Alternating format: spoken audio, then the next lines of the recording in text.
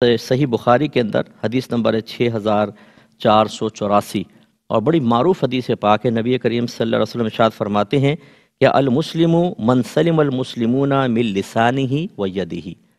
کامل مسلمان وہ ہے کہ اس کی زبان اور اس کے ہاتھ سے دوسرے مسلمان محفوظ رہیں۔ اس کا مطلب ہے اب یہ ہاتھ اور زبان کا اس لیے سرکار نے خاص ذکر کیا، یہ نہیں کہ اب لاتے مارتے رہو جائز ہو جائے گا۔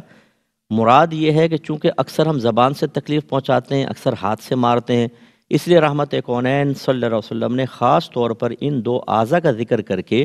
لیکن پیغام یہی دیا ہے کہ کسی بھی طریقے سے مخلوق کے لیے باعث اذیت نہ بنے، بلکہ غور کریں کہ میری ذات سے کسی کو تکلیف تو نہیں پہنچ رہی،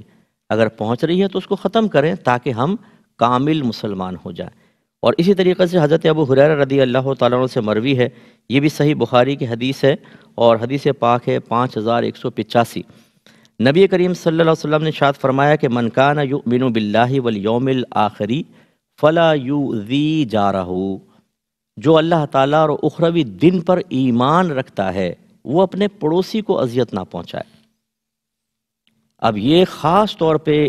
اشارہ فرمایا کہ جس کا اللہ پر ایمان ہے، اخروی دن پر ایمان ہے، تو اگر وہ کامل ایمان ہے تو ایک علامت ضرور ظاہر ہونی چاہیے، وہ کہ آپ اپنے پڑوسی کو اذیت نہ پہنچاؤ۔ اس کا مطلب ہے اذیت پہنچائی تو ہم یہ تو نہیں کہیں گے کہ وہ کافر ہو گیا اور وصف ایمان اس سے چھن جائے گا، لیکن یہ ضرور ہے کہ وہ کاملیت سے نقص کی طرف آئے گا۔ اس کا مطلب وہ ناقص ہے، چاہے اپنی زبان سے کچھ بھی کہتا رہے۔ تو بہت سارے لوگ ایسے ہوتے ہیں کہ جو باہر بہت ہی خوش اخلاق کہلاتے ہیں یا مختلف مقامات پر ان کی خوش اخلاقی عروج پر ہوتی ہے، مسجدوں کے اندر، آفیسز کے اندر، کہیں پہ کوئی تقریب ہوتی ہے، لیکن جب وہ محلے میں آتے ہیں،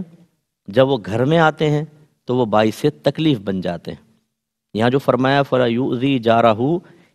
اپنے پڑوسی کو اذیت نہ پہنچائے، تو شارحین نے فرمایا پڑوسی سے مراد محلے والے نہیں ہیں،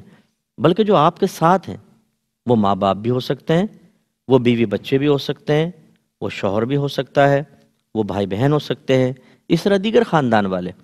اس کا مطلب ہے کہ یہ حدیث بڑی وسعت رکھتی ہے اپنے اندر کہ اپنی ذات سے کسی کو تکلیف نہ پہنچاؤ۔ اگر تم اللہ تعالیٰ پر اخروی دن پر کامل ایمان رکھتے ہو، اس کاملیت کی نشانی ظاہر ہونی چاہیے۔ اب جو شخص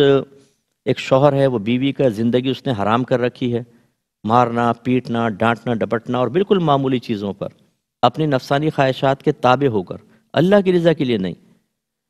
اور وہ بات بات پہ اس کو ذلیل کرتا ہے اپنے گھر والوں کے سامنے، بچوں کے سامنے۔ یا بعض خواتین ایسی ہیں، ہمارے پاس کیسز آتے ہیں جو اتنی خطرناک قسم کی ہوتی ہیں کہ وہ شوہر کا منہ نوچ لیتی ہیں ناخنوں سے،